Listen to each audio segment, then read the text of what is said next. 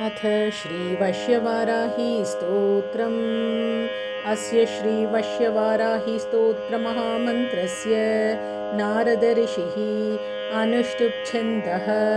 श्रीवश्यवाराही देवता ऐं बीजं क्लीं शक्तिः ग्लौं कीलकं मम सर्ववशार्थे जपे विनियोगः। ध्यानम्।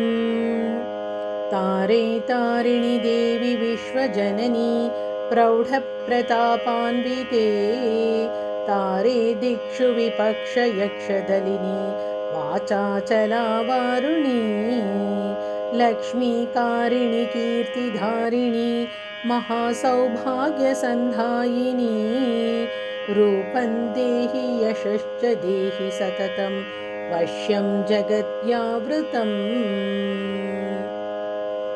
अथ स्तोत्रम्। अश्वारूढे रक्तवर्णे स्मितसौम्यमुखाम्बुजे राज्यस्त्री सर्वजन्तूनां वशीकरणनायिके वशीकरणकार्यार्थं पुरा देवेन निर्मितं तस्माद्वश्यवाराही सर्वान् मे वशमानय।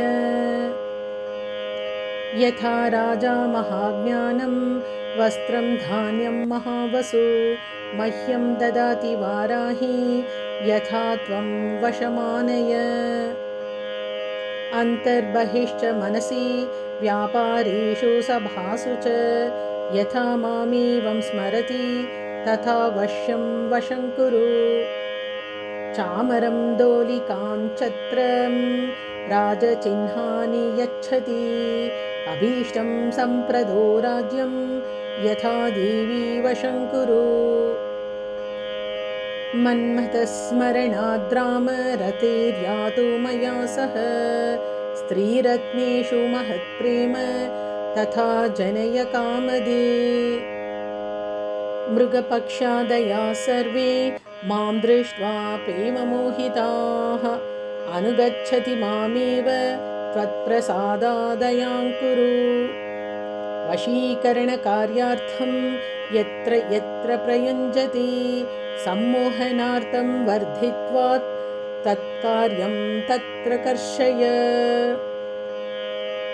वशमस्तीति चैवात्र वश्यकार्येषु दृश्यते तथा मां कुरु वाराही वश्यकार्य प्रदर्शय। वशीकरणबाणास्त्रं भक्त्यापद्धिनिवारणं तस्माद्वश्यवाराही जगत्सर्वं वशं कुरु। वश्यस्तोत्रमिदं देव्या त्रिसन्ध्यं यः पठेन्नरः अभीष्टं प्राप्नुयाद्भक्तो रमां राज्यं यथापि वः। इति अथर्वशिखायां श्रीवश्यवाराही स्तोत्रम्।